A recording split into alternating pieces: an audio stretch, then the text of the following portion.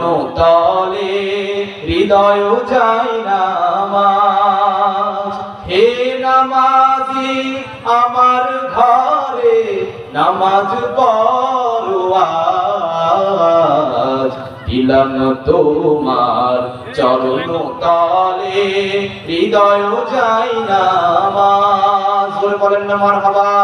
এই জন্য আল্লাহ রাব্বুল আলামিন একজন মুসলমানের জন্য প্রতিদিন 5 ওয়াক্ত নামাজগুলোকে ফরজ করে দিয়েছেন, কিন্তু আমাদের সমাজে এমন মুসলমান আছে 5 ওয়াক্ত নামাজ পড়ার ভাগ্য তাদের হয় না, ঠিক কিনা? এলাকাতে কত সুন্দর মাহফিল সাজিয়েছে না, আরে কত সুন্দর মাহফিল, কত সুন্দর মসজিদ, কিন্তু মসজিদে মুসল্লি না হয় এরকম বড় বড় মাহফিল করার কোনো প্রশ্নই আসে না, ঠিক কিনা?